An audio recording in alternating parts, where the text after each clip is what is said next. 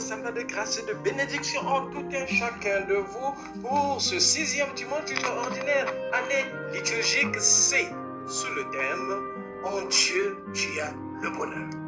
Vis-à-vis du bon Dieu.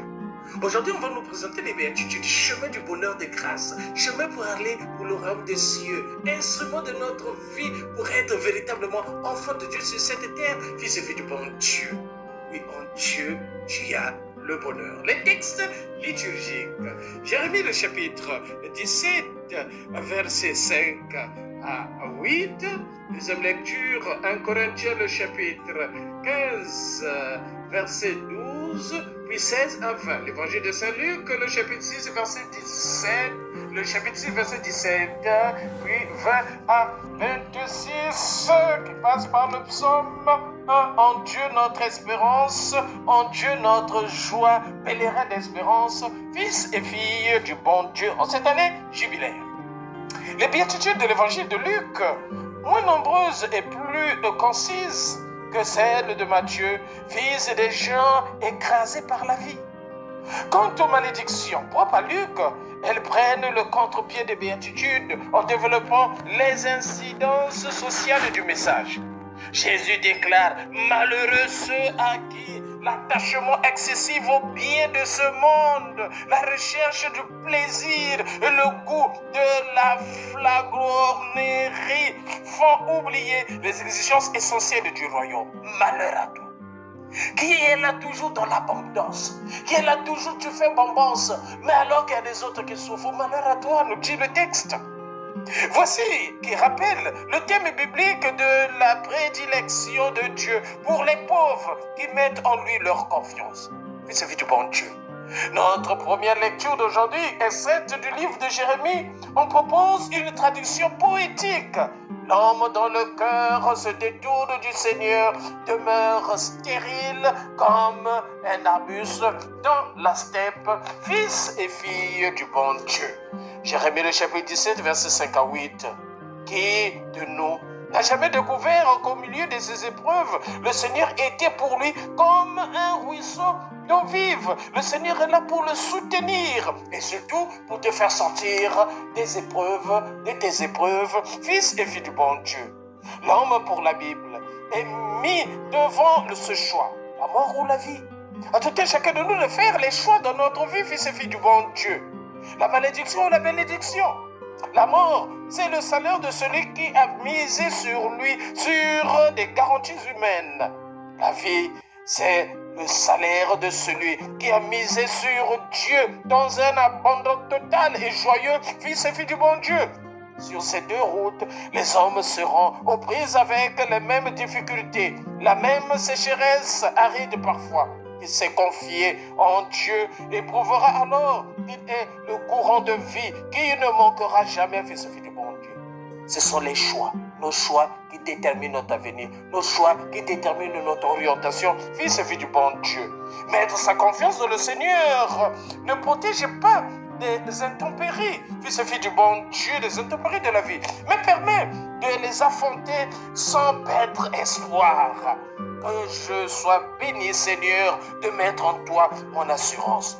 Fils et filles du bon Dieu. La deuxième lecture, 1 Corinthiens, le chapitre 15, verset 12, puis 16 à 20. Le Christ ressuscité est notre espérance pour cette vie et pour toujours, fils et filles du bon Dieu. Les chrétiens de Corinthe croyaient à la résurrection du Christ, mais sans y croire à fond. Car dès qu'il s'agit d'en tirer des conséquences pour eux-mêmes et leurs défunts, c'est fini. Ils ne croient plus. Ils sont tout autant que les autres, désespérés et désarmés devant la mort. Fils et filles du bon Dieu. Et très souvent, nous également, devant les difficultés de notre vie, parfois on dit on ne croit même plus. On est complètement dépassé. On dit mais Dieu, tu es même où? Tu es même où? Le doute s'installe, fils et filles du bon Dieu. Voilà pourquoi Paul aujourd'hui nous donne courage et force. C'est bien la preuve d'une incrédulité foncière devant la résurrection, malgré leur protestation de foi. Mais alors, tout s'écroule. La foi ne conduit plus à rien. Elle n'est qu'un voile trompeur qui tente en vain de masquer l'issue fatale de tous les efforts des hommes, la mort et le néant. Fils et fille du bon Dieu. Le Christ, oui, voilà la parole d'espérance, est parmi les morts le premier ressuscité pour que suivent tous les frères et sœurs humains. Fils et filles du bon Dieu. Le Christ est venu pour chacun de nous, chemin d'espoir. En cette année jubilaire d'espérance, fils et filles du bon Dieu, nous sommes tous des pèlerins d'espérance en Jésus-Christ qui est mort et ressuscité pour nous donner la vie, fils et filles du bon Dieu. Évangile de ce matin. Luc le chapitre 6, versets 17, puis 20 à 26. Quand Luc écrit cet évangile, il a derrière lui toute l'expérience de la primitive Église. Il sait que ses disciples, les disciples de Christ, sont venus en majorité des classes les plus pauvres, les plus méprisées, les plus démunies, matériellement et culturellement. Tandis que tant de riches des gens comblés, trop vite repus et satisfaits d'eux-mêmes, se sont fermés à l'évangile, comme on voit dans notre monde aujourd'hui, parce qu'ils sont riches, ils sont fermés de l'évangile, parce qu'ils deviennent le centre de la terre, le centre de leur famille, fils et filles du bon Dieu. Vanité de vanité, tout est vanité, tout cela, tu vas laisser ça sur cette terre. Ce qui est essentiel, c'est garder, c'est sauver son âme, fils et filles du bon Dieu. Luc sait aussi qu'existe dans le monde gréco-romain un immense prolétariat constitué d'esclaves, d'artisans, de paysans que la Palestine de Jésus ne connaissait pas au même degré. Fils et filles du bon Dieu, ce sont des pauvres que Dieu aime. Ce sont eux qui ont commencé à prendre possession du royaume. Il ne s'agit pas là d'un messianisme ouvrier ou de béatification d'une classe sociale. Non, fils et filles du bon Dieu. Il s'agit d'un fait qui tient à la liberté de Dieu lui-même. On ne l'empêchera pas d'aimer avec prédilection ceux que le monde n'aime pas et de prendre le parti de ceux que le monde rejette, fils et filles du bon Dieu. Oui, c'est à chacun d'entre nous, dans la vérité profonde de sa vie concrète, de prolonger le cours des béatitudes, fils et filles du bon Dieu. L'important est d'avoir découvert le sens de la vie. Le bonheur consiste à aimer, fils et filles du bon Dieu, à être aimé, à cheminer avec les autres et avec quelqu'un, fils et filles du bon Dieu, ce Christ qui est venu nous enseigner la vérité, fils et filles du bon Dieu. Croyez-moi. Les béatitudes ne mènent pas à la tristesse, fils et filles du bon Dieu, mais à la joie. Demeurons dans la joie, fils et filles du bon Dieu. Oh, la joie. Elles ne rétrécissent pas notre cœur. Elles l'élargissent. Elles nous introduisent dans un royaume de Dieu qui ne finit pas à la tombe, fils et filles du bon Dieu. Saint Paul nous le disait.